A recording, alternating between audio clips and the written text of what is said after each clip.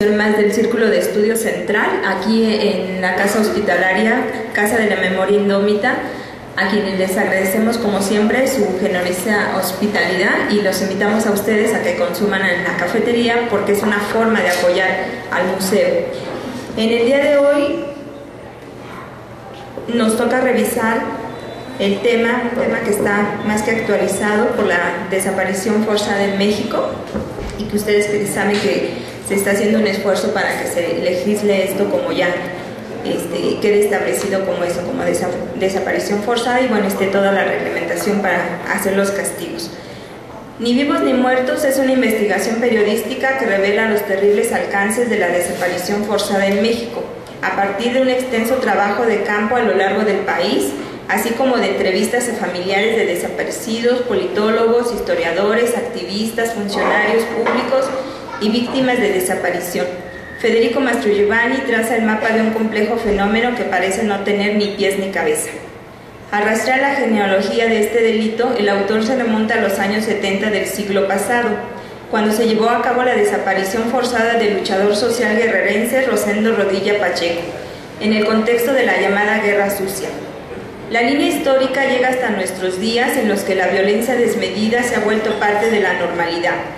Entre diversos casos está el de Alan Cerón, un joven desaparecido en Cuernavaca, o el de Melchor Flores, conocido como el Vaquero Galáctico, desaparecido por policías en Monterrey, o la historia dramática de Nepomuceno Moreno, quien luchaba en búsqueda de justicia para su hijo y acabó muerto a balazos.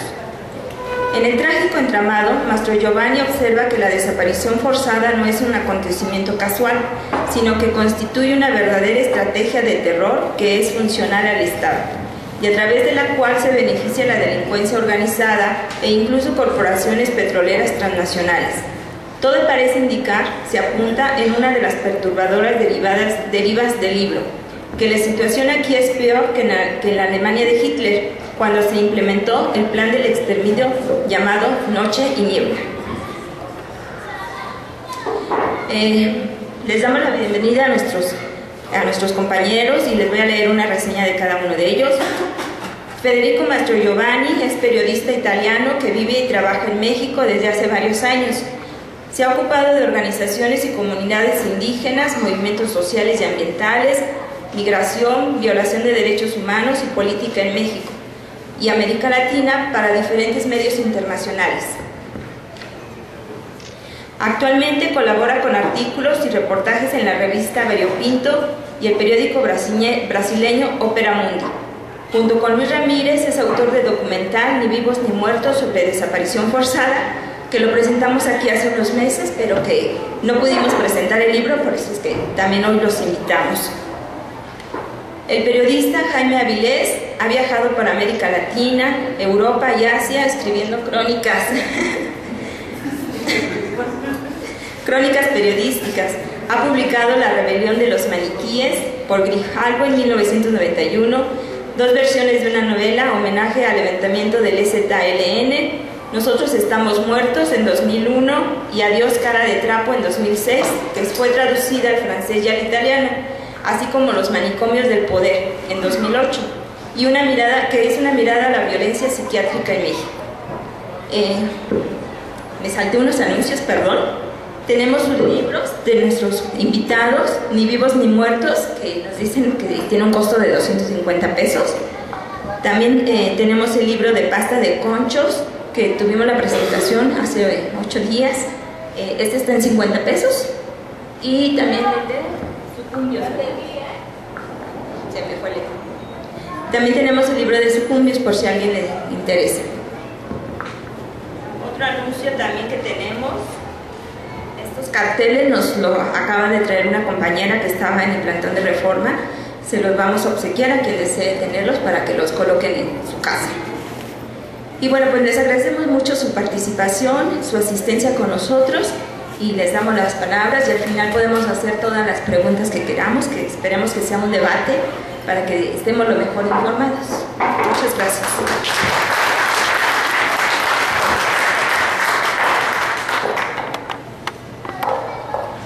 Muy buenas tardes, ya casi noches. afortunadamente el calor ya bajó. Quiero hacer una pequeña exposición basada en 3 temas, porque creo que espacios como estos son lugares de reflexión precisamente porque aquí se comparte la información que no se ve en los medios de la teledictadura, ¿no?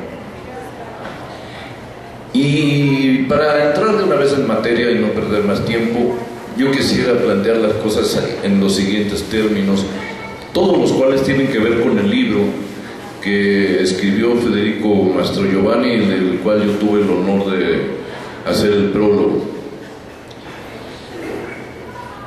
Cuando leemos, oímos o nos enteramos de todo lo que está pasando día con día en México, que es como si fuéramos descendiendo cada vez más hacia lo más profundo del infierno, y donde creemos que ya tocamos fondo, resulta que solamente es un piso más, porque hay más horrores más abajo y hay más desesperación y hay más atrocidades, y siempre hay más y siempre hay más. Yo creo que tenemos que entender, al menos ese es mi propósito, que todo esto está pasando en el marco de un proyecto de dominación diseñado más allá de las fronteras de México, diseñado concretamente en Estados Unidos y entre los aliados de Estados Unidos en el hemisferio occidental.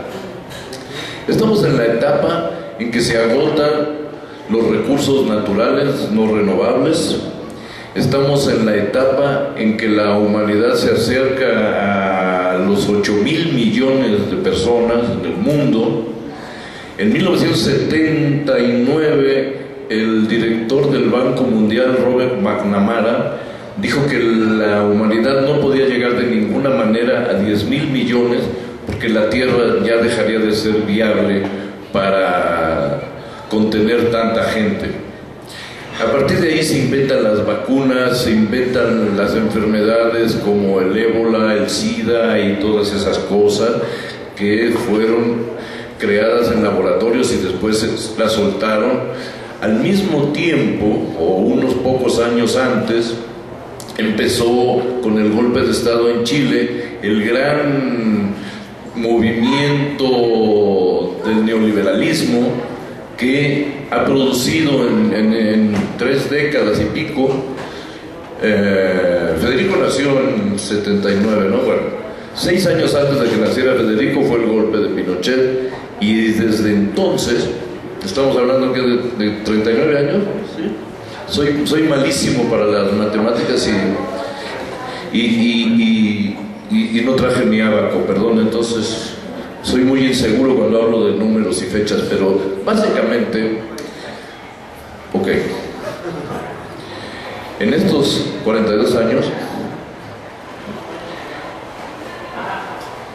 se ha producido una concentración de la riqueza en todo el mundo en manos del 1% de los habitantes de la Tierra, que son los dueños de 80-85% de todo, mientras el resto, o sea, nosotros, a los que bien nos va, pues mantenemos un nivel ahí, y debajo hay millones y millones, hay 2.000 millones de personas que viven en la miseria, que no saben qué van a comer mañana, que por lo mismo no se acuerdan qué comieron ayer y ni siquiera recuerdan si comieron ayer, que viven en condiciones pavorosas, y esa es la gente que sobra en todo el mundo, y esa es la gente que es desechable, y esa es la gente que es triturable, desaparecible, asesinable, narcotraficantizable, etcétera, ¿no? ¿Cómo se da esto concretamente en México? En México, vamos a empezar por el aspecto económico con una un ejemplo muy simple, ¿no? Yo creo que todos los presentes y todas las presentes han jugado alguna vez un jueguito que se llamaba Monopolio, ¿no? Era un tablero en donde se ponían casitas que representaban hoteles, fábricas, distintas cosas. El país que nació del gran acuerdo social que produjo la Revolución Mexicana de 1910. ¿Me puede conseguir azúcar, no? Es que no he comido. El país que surgió de ese proceso y que se desarrolló y tuvo un ritmo muy acelerado de industrialización, al mismo tiempo que la injusticia siguió produciendo pobres, lo que Marx llamaba el desarrollo desigual pero combinado, pero ya nadie se acuerda de Marx. Ese país, digamos que hacia finales de los años 70, cuando termina la bonanza petrolera de López Portillo y empieza la crisis que nos iba a permitir la oportunidad de aprovecharla para ser mejores y salir más fortalecidos, aunque tuviéramos que tomar momentáneamente medicinas amargas pero necesarias, cosa que no hemos dejado de hacer, con los resultados que todos conocemos. Ese país era como un tablero que estaba lleno de fábricas, de industrias, de cosas así, que eran reguladas por el Estado Nacional. Pero entonces llegaron los Aguilar Camín, llegaron los Jorge Castañeda, llegaron los Sergio Sarmientos, llegaron toda esa bola de criminales que dijeron que el Estado estaba muy gordo y que el Estado tenía que enflacar para que el país pudiera pagar la deuda que había contraído durante los años en que tuvo tanto petróleo. Entonces comenzaron los despidos masivos. Para eso estaba Salinas Recortare, como le pusimos en aquella época en el periódico 1+1. Empezó a perder su empleo miles de gentes, y Miguel de la Madrid se encargó como de quitarle los tornillos que fijaban a todas esas casitas en nuestro tablero imaginario de monopolio. Luego vino el señor licenciado Carlos Salinas de Gortari y se calabó las casitas. No todas, ¿no? Porque nada más estuvo 6 años. Y porque había resistencias populares que no le permitieron llegar más lejos. Pero luego vino el licenciado doctor Ernesto Zedillo Panza de León, ¿no? Como lo dicen los indígenas en Chiapas, y acabó con lo último que quedaba. Ya nada más dejó el petróleo, ¿no? Porque el país vivió desde los años finales del sexenio de Luis Echeverría gracias al petróleo. Antes no éramos un país petrolero.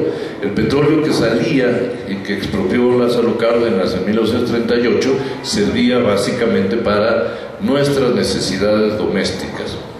Pero en el momento en que se va el barril a 100 y 120 dólares y al mismo tiempo un campesino llamado Cantarell descubre un yacimiento gigantesco frente a las costas de Campeche, entonces todo el país se dedica a sacar petróleo,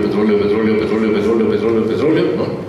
Y eso financia una etapa de prosperidad y que en realidad fue comprada con dinero de deuda externa. Entonces, cuando cae el petróleo, se devalúa el peso y nuestras deudas en dólares se multiplican, ¿no? Entonces dicen, hay que correr a los empleados públicos, hay que vender las fábricas que nos sirven. Me acuerdo que Miguel de la Madrid dijo, la fábrica de la minera del cobre, que esa que tuvo tanta importancia en la Revolución Mexicana allá en Sonora, ¿cómo se llamaba? Bueno, esa. Dijo, esa, Cananea, la mina de Cananea. Esa mina, no lo dijo como argentino, porque si no hablaría de otra cosa, esa mina, ¿viste? No lo dijo así, dijo, esa mina de Cananea ya no tiene futuro, porque se inventó la fibra óptica y entonces el hilo de cobre pues ya no tiene futuro, y entonces se la vendió a Germán Larrea. Hoy es la mina más importante de cobre en el mundo, y Germán Larrea es por eso uno de los hombres más importantes del mundo, y por eso hay tantos mexicanos amolados en la miseria en Sonora. Solamente un caso, pero así fueron muchos más. Entonces estamos llegando a la etapa en que recogieron todas las casitas y solamente quedó las torres de Pemex, ¿no? Llegó Vicente Fox. ¿Qué hizo Vicente Fox? Le inyectó gases y no sé qué cosas a presión al yacimiento de Cantarell y sacó la cantidad más extraordinaria de petróleo que haya generado México en su historia, y obtuvo la cantidad de dinero más extraordinaria que haya recibido nunca, pero todo ese dinero se lo clavó Fox y sus amigos. Está súper documentado en múltiples trabajos, y lo que pasa es que el yacimiento de Cantarell prácticamente se vació, ¿no? Esa fue la tarea de Fox. Pero entonces los gringos, que ya sabían desde hace rato, llamaron al licenciado Felipe Calderón Narcofosa y le propusieron una chamba. Le dijeron: mira, el petróleo ya es algo que ya fue, ¿no? Ahora lo que viene es el gas natural, y el gas natural está a determinada profundidad en la tierra, en capas de un tipo de roca que parecen como pelotitas de golf o de ping pong, pero porosas, ¿no? Porosas. No porosas mayores o menores, sino porosas de que tienen muchos poros, ¿no? Así, Y dentro de esas pelotitas porosas hay gas. Entonces de lo que se trata es de poner en práctica una nueva técnica de extracción que se llama fracking. Se mete un tubo y por el tubo se mete un cóctel de arena, químicos, explosivos, ¿no? Y las bolitas porosas se desbaratan, se rompen, y por el mismo tubo por donde entró el explosivo se chupa el gas, ¿no? Es el negocio del siglo, ¿no? Entonces le dijeron: mira, los yacimientos, Felipe, amigo, están en toda la línea fronteriza que va desde Chihuahua hasta Veracruz, pasando por Tamaulipas, Campeche, Tamaulipas, Nuevo León, Coahuila, todo eso que colinda con el Golfo de México. Y Calderón decía: ¿pero por qué? ¿Por qué? Pues porque mira, Felipe, antes, ¿no? Hace unos millones de años, en esa zona había bosques, ¿no? Luego esos bosques se hundieron y se volvieron fósiles de madera que a su vez se convirtieron en combustibles como el petróleo y como el gas, ¿no? Ah, dijo Felipe, qué interesante. Entonces, ¿qué hay que hacer? Pues mira, hay que declarar una guerra contra el narcotráfico para acabar con la población que vive desde Ciudad Juárez hasta la Huasteca tamaulipeca y potosina, y toda la gente que está viviendo encima de donde están los yacimientos de gas natural y de rocas de lutita. Entonces Felipe Calderón inmediatamente, el día que se robó la banda tricolor que debía haber llevado Andrés Manuel López Obrador, al día siguiente declaró la guerra contra el narcotráfico, sacó a las tropas a las calles y dijo: se perderán vidas humanas, pero valdrá la pena. Entonces, lo que hizo fue que al lanzar la persecución contra los narcotraficantes, las drogas subieron de precio, como siempre ocurre, ¿no? En cualquier mercado negro. Y miren que si hay un mercado negro es el del petróleo, digo, por razones obvias, ¿no? Salvo cuando se trata de vender petróleo diáfano. Bueno, entonces subieron las drogas. Por lo tanto, los grupos del crimen organizado empezaron a ganar muchísimo más dinero. Y con ese muchísimo más dinero lograron desarrollar sus negocios. El doctor Edgardo Buscaglia ha demostrado que durante la época de Calderón, los grupos del narcotráfico, que eran veintitantos, pasaron a ser 46 que exportan a todo el mundo. El sueño de Salinas de Gortari de hacer de México una plataforma de productos que vinieran de las fábricas de todo el mundo para ir a Estados Unidos fracasó, pero se convirtió en una gran plataforma exportadora de drogas, concretamente de drogas que vienen de Colombia, concretamente de drogas que se producen aquí, o de drogas que se hacen con ingredientes que vienen de China y de otros lugares del mundo. En fin, se desató la guerra contra el narcotráfico, entre comillas, porque en realidad fue una guerra a favor del narcotráfico. Estoy soñando. No. Es verdad. Hay un organillero allá afuera. Y se fortalecieron las bandas del crimen organizado. Calderón les dio vía libre para matar a placer. Y las masacres empezaron curiosamente, ¿verdad? O se intensificaron curiosamente en Ciudad Juárez, en Reynosa, en Laredo, en Matamoros, en Monterrey, en Saltillo, en toda esa zona, y en Veracruz, ¿no? En el norte de Veracruz. Y entonces la gente se empezó a ir, etcétera, etcétera, etcétera, ¿no?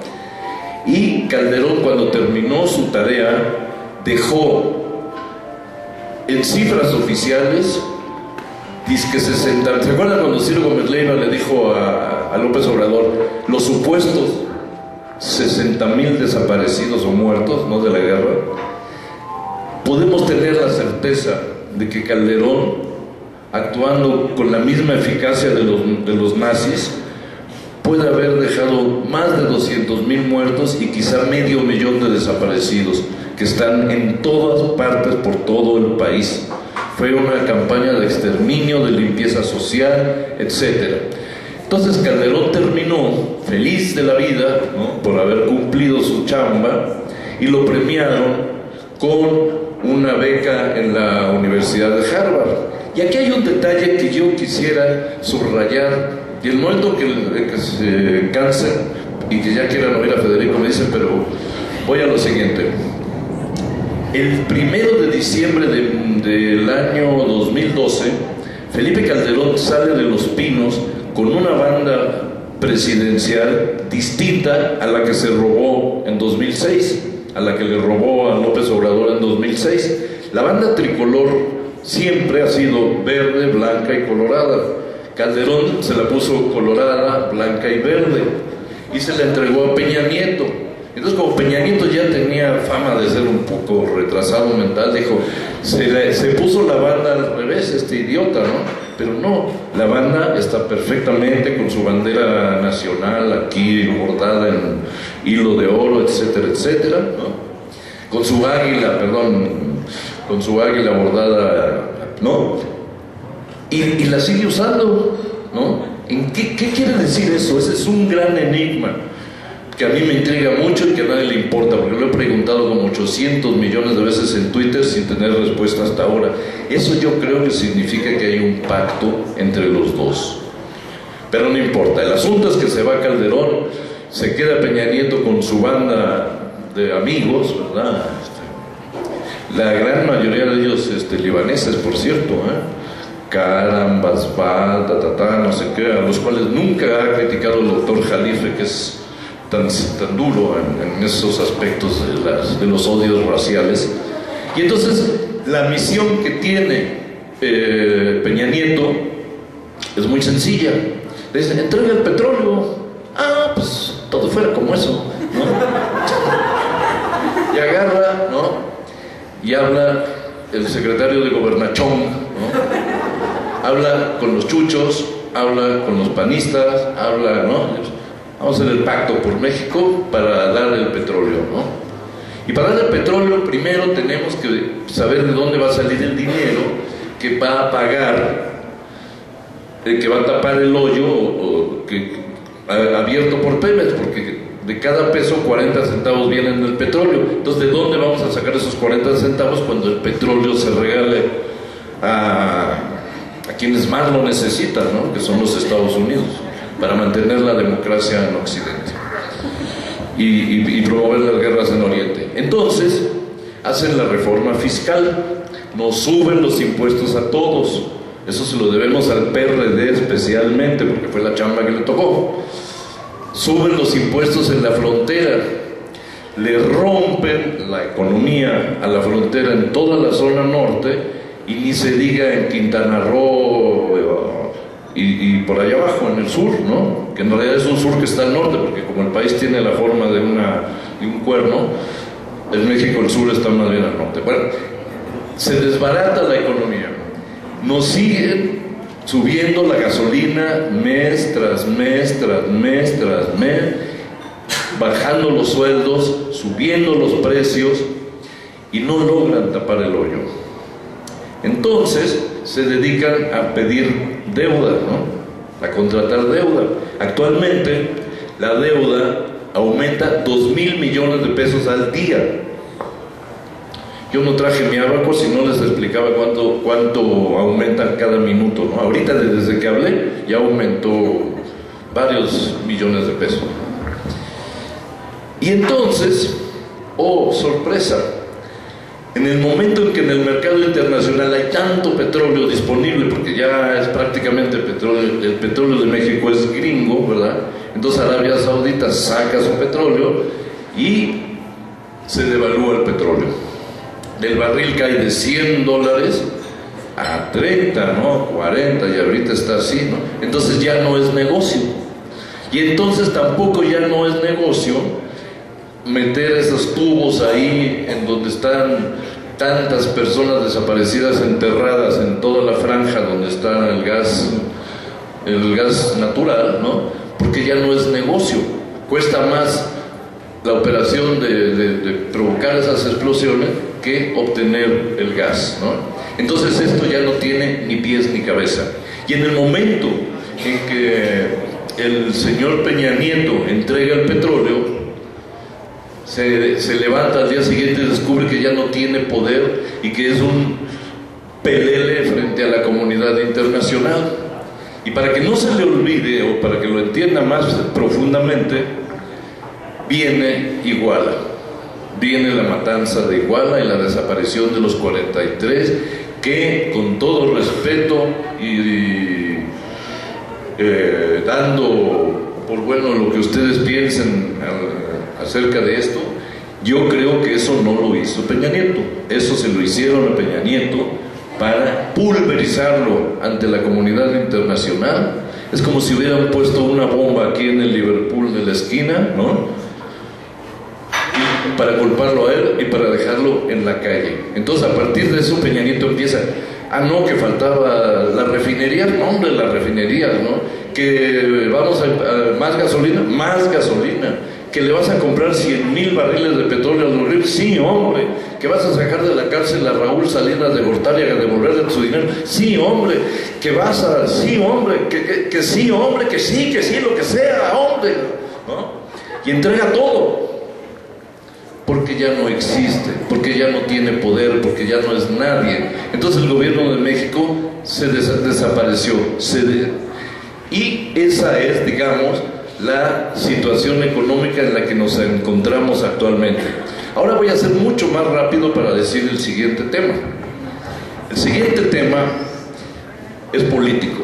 Durante muchos años México fue un régimen de partido único, el Partido Revolucionario Institucional, que tuvo dos pequeños desprendimientos, que fueron el Partido Popular Socialista y el Partido Auténtico de la Revolución Mexicana, que se volvieron partiditos paleros, ¿no?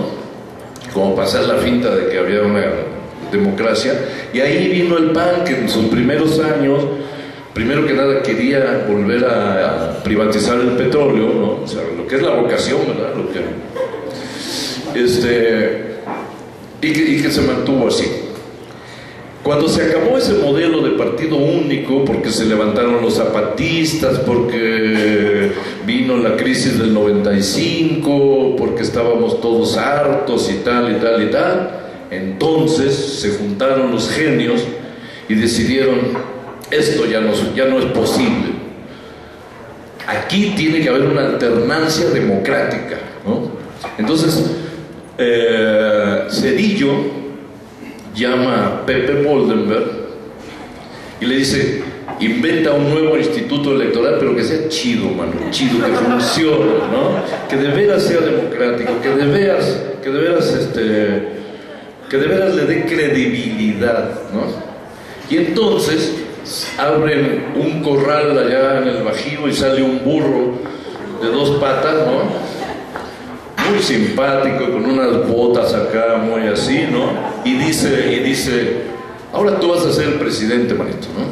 Oh, sí, claro, ¿no? Entonces se produce la alternancia, ¿no?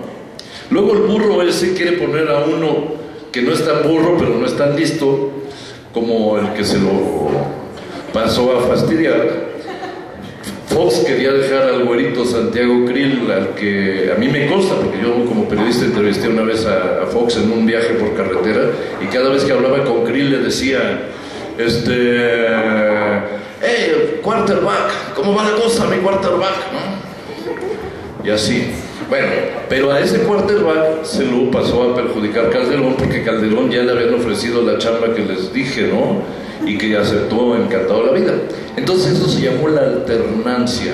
Y en el mundo, Zedillo fue premiado como el hombre que acabó con el régimen de partido único, como la especie de Yeltsin que acabó con la Unión Soviética, como un genio, ¿no? Y todas las empresas que privatizó Zedillo lo contrataron como gerente de las mismas, ¿no? O sea, a Zedillo le salió redonda la jugada, ¿no? Termina el periodo panista y la alternancia ya no funciona, porque la economía está en la ruina, porque tenemos decenas de miles de desaparecidos y de asesinados, y en todos los puentes cuelgan cuerpos y en todas partes aparecen bueno, ¿qué les digo, no? Es como si les estuviera contando la portada del periódico Metro de hoy en la mañana, ¿no? ¿Para qué? Entonces dicen, se acabó, tenemos que volver al régimen de partido único, pero un partido único de nuevo tipo. Entonces dicen, antes el partido único del régimen se componía de 3 sectores, en realidad de 4. Uno era el sector militar, el otro era el popular, otro era el obrero y otro era el campesino.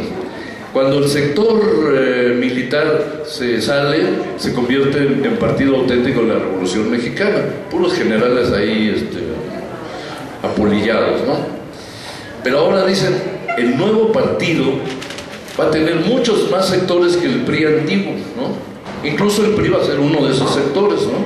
Y el nuevo partido tiene, no sé, 5, 6, 7 sectores que son PRI, PAN, PRD, PT, PANAL, Verde Ecologista, Movimiento Ciudadano, etc., ¿no? Y ese es el partido único que toma el poder, el tratar, o que salta al escenario, ¿no? Detrás del señor Peña Nieto, con su banda tricolor sospechosamente volteada, ¿no?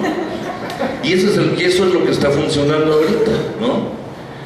Entonces, después de tanta descomposición, después de tanta prostitución dentro del partido que todos consideramos durante mucho tiempo el heredero de las luchas tradicionales de la izquierda mexicana, o sea, el partido fundado por el ingeniero Cuauhtémoc Cárdenas, que también, como aquí dice en el prólogo, terminó chaqueteando de la manera más horrible, y así le fue a Michoacán gracias a eso. Entonces, digamos, de ahí surge un desprendimiento encabezado por el político, por el luchador social, por el dirigente que ha ganado la presidencia de la República en 2 ocasiones consecutivas, pero que desgraciadamente ha sido víctima de la misma presidencia de la República que le impidió llegar a la presidencia de la República, porque suena un poco confuso, ¿verdad? Pero en este país, si la presidencia de la República no quiere, nadie puede ganar la presidencia de la República. Eso será motivo de otra conferencia que está programada para el 29 de agosto. Bueno, el asunto es ese, que ahora tenemos un régimen, vivimos momentáneamente una coyuntura histórica en la que hay un partido de muchos sectores, y todos son una bola de ratas asquerosas, inmundas, ¿no? Y un partido que tiene el beneficio de la duda porque está en estado virginal, es una doncella, ¿no? que todavía apenas el domingo sale, el domingo tuvo su primera presentación en sociedad, hizo una elección de candidatos combinando muchos métodos. Hay gente que no entiende. Hoy el Monero Hernández, que es una de las mentes más lúcidas de su generación, hizo un cartón diciendo, ¿y entonces qué, vamos a votar por volado? Bueno, pero no importa, los cambios se tratan de... Cuando llegó el sushi a México, pues al principio la gente decía, ¿no? Hoy todo el mundo come sushi y no pasa nada. Entonces, bueno, esa es la situación política actual, la cual nos lleva al siguiente dilema. Se trata de votar en las elecciones del 7 de junio o de no votar. Yo digo que ese es un dilema falso. El dilema verdadero consiste en votar por Morena o no votar. Y de verdad, y cuando nos ponemos a ver que los ninis verdes encabezados por Lorenzo Córdoba Vianello, presidente del Instituto de las Nulidades Electorales, son los principales promotores del abstencionismo, porque así, y los jefes del Tribunal Electoral, los macacos de doña Maca Alanís, 2 semanas antes de las elecciones dicen, es perfectamente legal comprar votos con dinero del narcotráfico a través de Monex, no hay ningún problema, señor licenciado, ¿no? ¿Sí? Pues entonces la gente dice, y los jóvenes asqueados ante tanta repugnancia dicen, al demonio, ¿verdad? Pero caemos en el juego, porque lo que poco a poco el país está comprendiendo es que se trata o de votar por Morena o de no votar. Y Morena se inscribe en un contexto en el que en Grecia y en España han surgido partidos similares, no iguales, ni con la misma historia, pero en Grecia un partido similar a Morena, que se llama Syriza, que es como la Syriza del pastel, y que en griego significa apósitos románticos, radicalicos, no sé qué, etcétera, coalición radical de izquierda, acaba de arrasar en las elecciones. Le faltaron 2 diputados para tener mayoría absoluta y empieza una política contra eso, más bien una política a favor de eso, que más detesta y enferma al doctor Enrique Krause, que es el populismo, ¿no? O sea, la política de las medicinas, una política contra las medicinas amargas pero necesarias, contra el cinturón que de tanto apretarlo ya nos partimos en 2, ¿no? Y contra todo eso que nos ha llevado a la ruina. Al mismo tiempo, estamos esperando qué va a pasar en España en noviembre, cuando el nuevo partido que se llama Podemos, formado por jóvenes izquierdistas e intelectuales, catedráticos, del cual sabemos muy poco porque la prensa mexicana como que no tiene mucha curiosidad, ¿verdad?, de que no se nos vayan a meter ideas raras en la cabeza, ¿no? No ha dicho nada al respecto. Pues ese partido puede derrotar a la pareja presidencial de allá de España que forma el señor Pepe y la señora Zoe, ¿no? O sea, el PP, Partido Popular, y el PSOE, Partido Socialista Obrero Español, ¿no? Entonces, ¿qué pasa? Aquí tenemos la posibilidad de meterle votos y votos y votos y votos y votos y votos a Morena, ¿no? Para ver qué pasa, incluso para poner la prueba. Si llegan los morenos y se vuelven chuchos, bueno, entonces, francamente, ¿no? Me cuelgo. Ah, perdón, pensé que ya me tenía que callar. No. Es una prueba, ¿no? Y el fraude que se está operando contra Morena, básicamente, ya se hizo tan evidente que la gente ya le da más asco las ganas de votar, ¿no? ¿Han oído ustedes hablar del Partido Verde? Porque miren, el Partido Verde prohibió los circos con animales, y ahora hay más de 400 elefantes y leones que no tienen en dónde vivir, que están desempleados, están a punto de ser exterminados, ¿no? Gracias al Partido Verde Ecologista. Pero desde agosto del año pasado, cada 5 minutos nos machacan eso del Partido Verde Ecologista. Y no solamente nos lo machacan en los cines y en la tele, también nos lo machacan en el metro y en el metrobús, que son espacios que dependen del señor regente Mancera, porque Mancera no es jefe de gobierno. Cuando Andrés Manuel López Obrador llegó al GDF, se bajó el sueldo. Cuando Mancera llegó, se bajó el cargo. Se hizo un soldado del presidente y volvió a ser un regente como los de antes, de que Cuauhtémoc Cárdenas ganara ese puesto, ¿no? Entonces, ahora parece que el Partido Verde es la fuerza emergente, así, la síntesis de Syriza, Morena y Podemos, ¿no? Y ya las encuestas de parametría y las encuestas de toda la bola de ladrones encuestadores dicen que no, que gracias a esa campaña absolutamente ilegal, el Verde ya va en 10 puntos, ¿no? El Verde ya va arriba, ¿no? Y que Morena va cayendo mientras el Verde sube. Ya nos damos cuenta de lo que se está cocinando. Entonces, votamos así y le hacemos, nos abstenemos de votar y le hacemos el juego a Lorencito Córdoba y a sus ninis y a la señora Maca y al Partido Verde y al PRD y a ¿no? O votamos por Morena. Esa es la situación.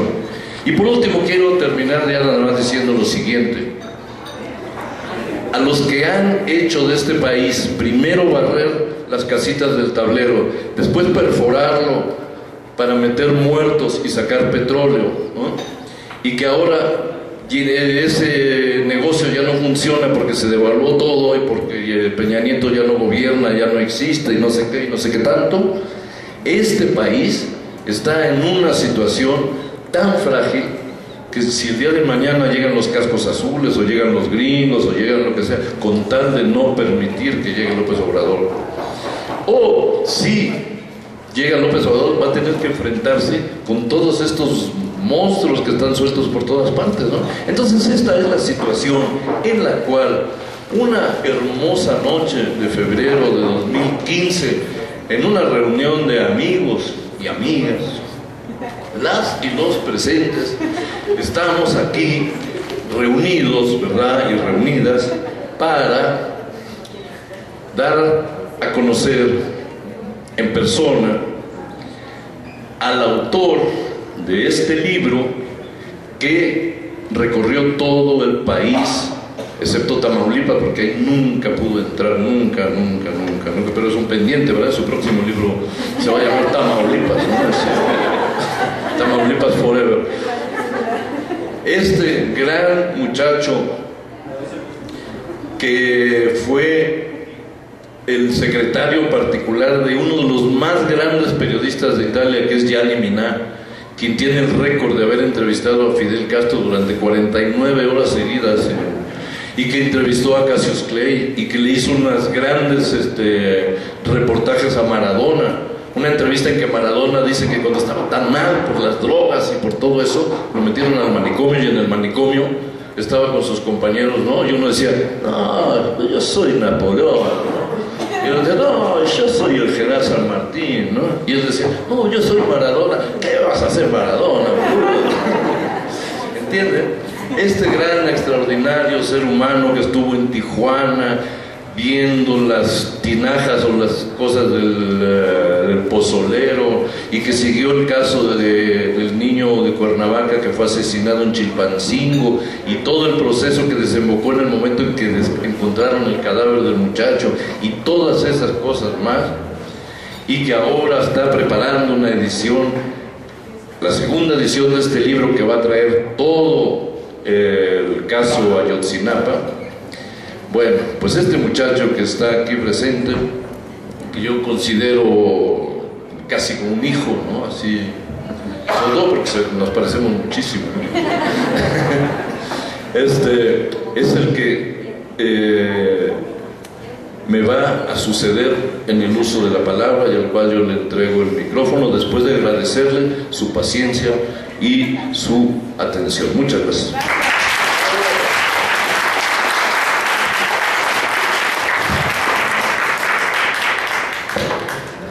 Es complicadísimo ahora empezar a hablar después de Jaime. Ya me siento muy pequeño, un enano en los hombros de gigantes. Buenas noches, ya es la segunda vez que tengo el honor de estar aquí. Aquí tienes tu cuchara.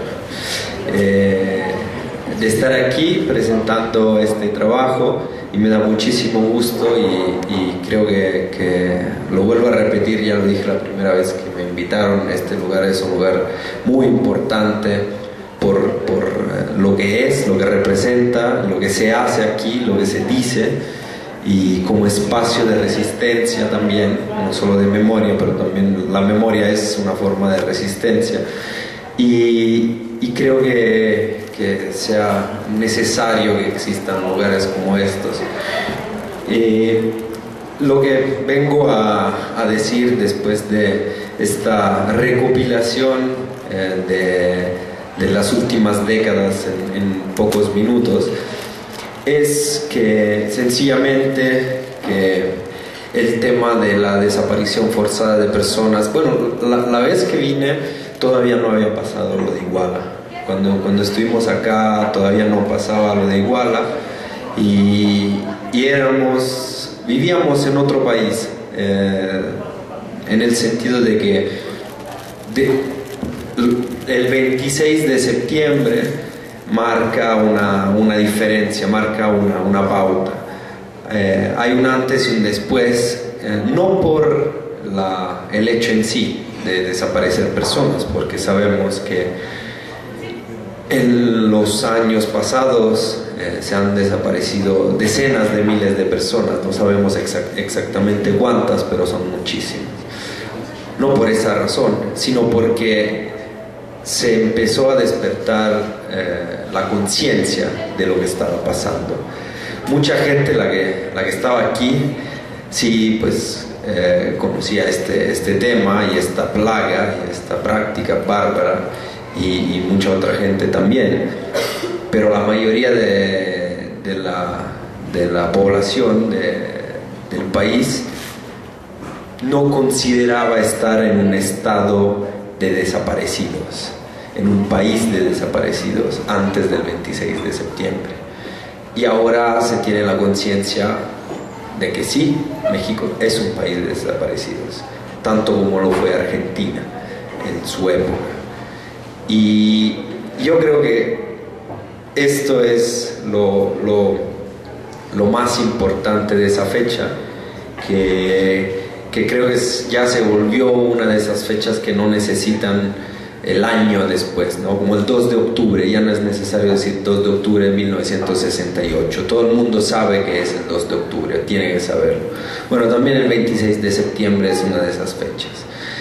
Y es muy importante seguir exigiendo justicia, porque el gobierno de México está en problemas en este momento, porque con toda su fuerza, con todo su esfuerzo, con toda su fantasía perversa, está intentando inventar versiones para poder justificar algo que es injustificable. Lo que pasó en Iguala la noche entre el 26 y el 27 de septiembre, no se puede justificar. Y entonces ver las declaraciones, la reconstrucción grotesca que se hizo en varias ocasiones por parte del Procurador General de la República y sus ayudantes y sus expertos, es realmente un espectáculo, repito, grotesco y penoso, muy penoso. Cuando escuchamos decir, por ejemplo, que no fue el Estado porque la policía municipal no es el Estado mexicano, estamos frente a una persona en grave dificultad. O sea, yo no quisiera estar en su lugar, pobre hombre. Debe realmente en italiano se dice que se está arrampicando sugli specchi, se está trepando en los espejos, ¿no? Es una imagen de cuando una persona no sabe realmente qué decir, no tiene otra opción que sacarlo primero, la cosa más absurda, para poder justificar lo que está pasando. Obviamente la policía municipal es el Estado mexicano, es una articulación del Estado mexicano, y en cuanto tal sería suficiente esto para hablar de desaparición forzada de personas masiva, y entonces para hablar de un delito de lesa humanidad. Pero no es solo esto, es toda la serie de mentiras y de cosas inexactas que han salido alrededor de este tema, lo que hace más indignante toda esta situación. Escuchar personas, autoridades, que tienen el papel de esclarecer qué ha pasado esa noche, inventar historias sin tomarse la molestia en ningún momento de hablar de cantidades y de números exactos, es muy triste, pero también nos hace ver la magnitud de la mentira. Y cuando hablo de cantidades físicas. Nos han dicho, nos han contado una versión de los hechos de Iguala y de Cocula, el basurero donde supuestamente habrían llevado 43 personas y las habrían matado y quemado, cremado, y nunca hablan de cantidades y de números. Y es como decía, ahí está el detalle, como decía Cantinflas, ¿no? ¿Cómo se hace a cremar al aire libre 43 personas? Que nadie lo vea es como algo que damos. ¿Cómo se hace? Si nos contamos aquí, yo creo que somos más o menos ese número de personas. Bueno, para cremar hasta que no quede nada de esas 43 personas, se necesitan muchas cosas que no se han dado en ese lugar. Entonces hay testimonios, investigaciones, una de las cuales de un físico de la UNAM, del Instituto de Investigaciones de Física de la UNAM, el doctor Montemayor, que nos explican sencillamente cómo en términos físicos es imposible lo que nos han contado. Entonces, ahora no voy a hacer largo el cuento, pero el meollo de la cuestión es que en ningún momento nos están dando los elementos para sustentar esas mentiras. Y esto es seguir siendo cínicos, seguir queriendo verle la cara de tontos a todo el pueblo mexicano y también a los observadores internacionales. Decirles, no, es así porque lo digo yo, de la misma forma en la que siempre ha sido. Te lo tienes que tragar porque lo digo yo, porque así es.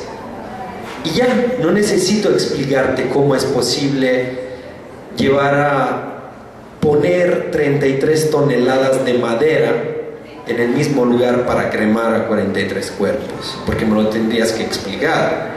En un basurero como ese, ¿cómo llevas 33 toneladas de madera?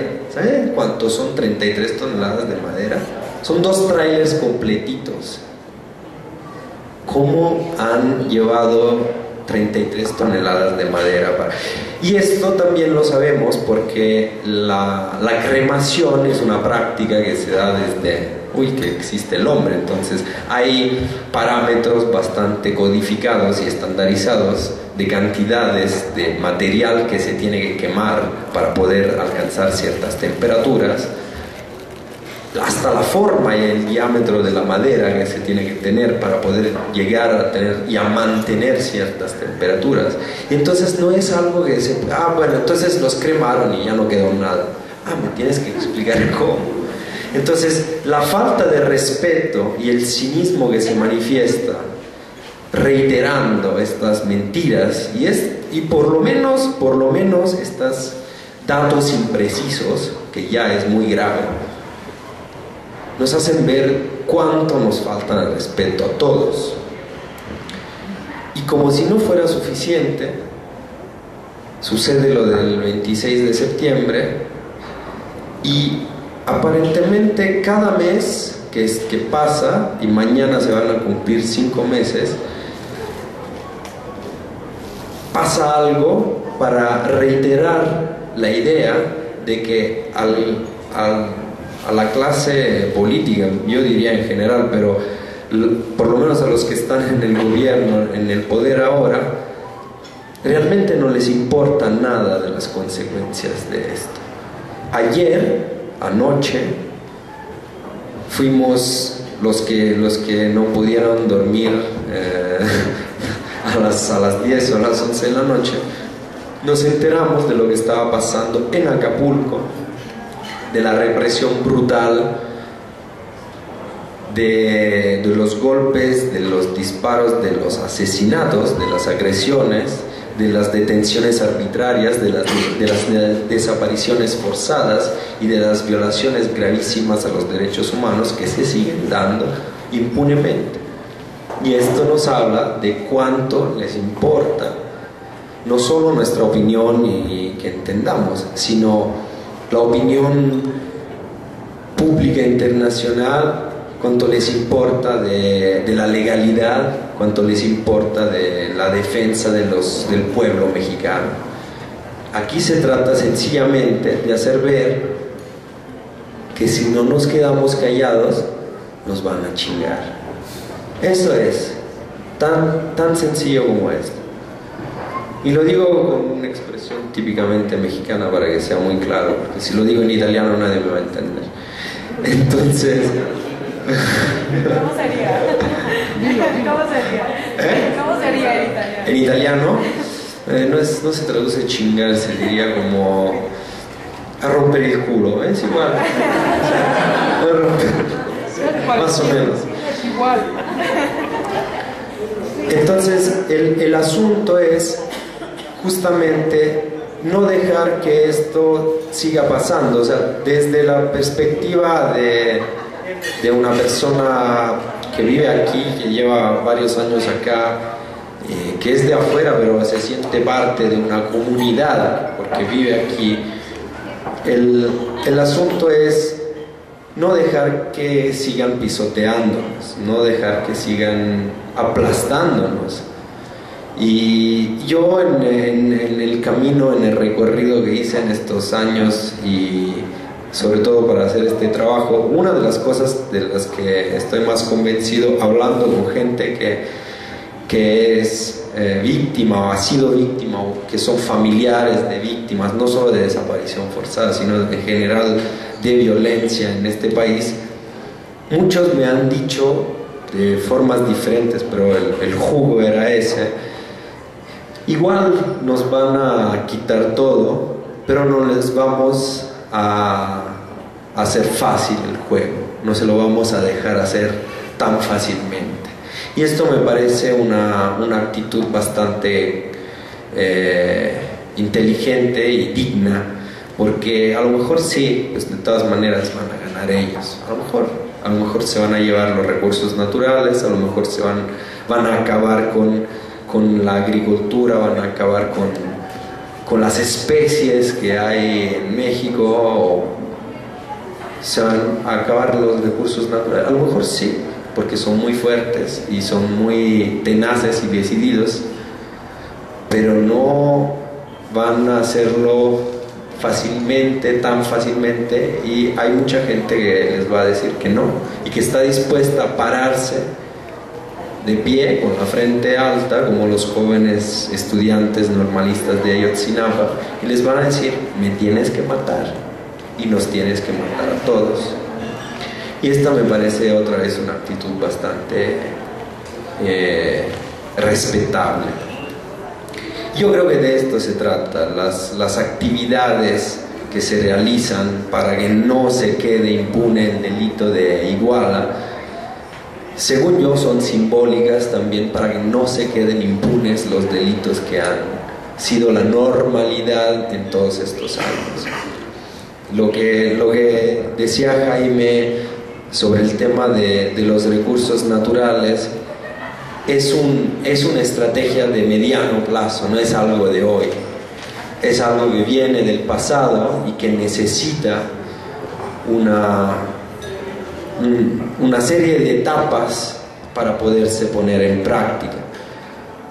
Se necesita crear el terror en las zonas donde hay ciertos recursos, se necesita generarlo a través de acciones muy específicas. La desaparición forzada es una de ellas, una de las más efectivas. Genera terror justamente porque la gente que desaparece no se sabe si está viva o si está muerta, y los familiares muchas veces se quedan paralizados por no saber si su ser querido está vivo o está muerto. Esta incertidumbre en muchos casos es causa de una parálisis. Yo no voy a actuar, no me voy a oponer si pienso que mi hijo o mi hija podría estar vivo y podría pasar algo en consecuencia de mis acciones. Entonces la desaparición forzada tiene características específicas para sembrar terror, y cuando se hace una práctica masiva como se ha hecho en estos años, desde el 2006 casualmente a la fecha, entonces estamos hablando de una estrategia de terror en la que hay actores que se aprovechan, y los que se aprovechan lo vemos con el caso, por ejemplo, de Iguala. Me fijé, pero salieron varias notas así, pero me fijé por casualidad, el 6 de noviembre pasado leía este periódico que se llama El Economista, y salió una noticia de una empresa canadiense que a pocas semanas de los acontecimientos de Iguala, de cuando se desató el nivel de violencia, bueno, se descubrió el nivel de violencia que se vivía en Guerrero, en la zona de Iguala, esta empresa decidió hacer pública la información de que van a invertir cerca de Iguala, a pocos kilómetros de ahí, la cifra de 725 millones de dólares en una mina de oro, de la cual se espera sacar 358.000 onzas de oro al año durante 7 años, a partir del 2017 hasta el 2024. Y esto quiere decir, haciendo un cálculo muy rápido, que se estaría, con el precio del oro actual, que se estaría hablando de alrededor de 3.000 millones de dólares de ganancias en una mina de oro, considerada una de las más importantes de América Latina. Esto sigue siendo negocio, y es negocio en los lugares donde hay movimientos sociales, de los que, por cierto, son parte los jóvenes normalistas de Ayotzinapa, que se oponen a los megaproyectos. Movimientos de indígenas, campesinos, movimientos sociales de estudiantes, de maestros, que dicen: no, nosotros no queremos que aquí se instalen empresas mineras, porque van a tumbar montañas, van a destruir el medio ambiente, van a contaminar el agua con los venenos que se necesitan para sacar el oro. Entonces se organizan y deciden oponerse a los megaproyectos. Claramente llegan golpes o putazos, como se dice aquí, a los normalistas, y no es casual que le lleguen putazos a los normalistas, porque los normalistas son parte de una resistencia, y entonces se genera terror, se genera un contexto en el que la mayor parte de la gente que quiere tener una vida, pues no digo normal, pero digna o decente, se espanta y dice: yo no me voy a oponer a estos megaproyectos, porque si no se me va a venir encima todo. Y todo quiere decir el crimen organizado que trabaja junto con las policías y con el ejército. Entonces ahí sí se ve donde está el Estado en todas sus articulaciones colaborando con los grupos criminales. Esto para decir que es muy actual y no está separado del discurso sobre la violencia, el discurso sobre los recursos naturales, sobre todo en zonas donde hay oro, plata, petróleo y gas lúcidas, que aún siendo, claro, aún bajando el precio, hay que tener en consideración otro factor, según yo, que es el hecho de que de todas maneras se está acabando el petróleo, el gas se están acabando, y este tipo de recursos a lo mejor ahora sí está bajando el precio y cuesta más sacarlo, pero como todos sabemos, un recurso como el petróleo, la escasez hace que su valor aumente. Entonces en los últimos años de vida de estos recursos no renovables sí va a ser rentable tener cantidades de petróleo y de gas a disposición.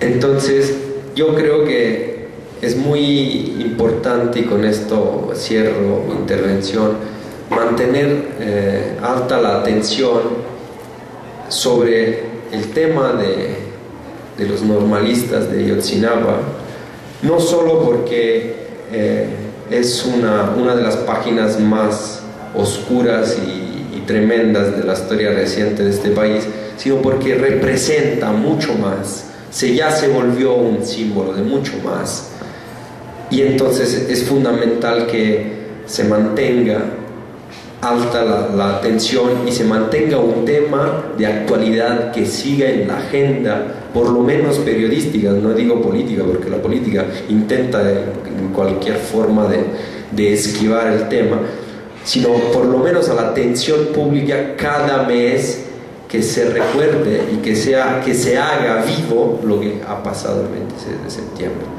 Y con esto pues dejo la palabra a quien quiera hacer alguna intervención. Muchas gracias.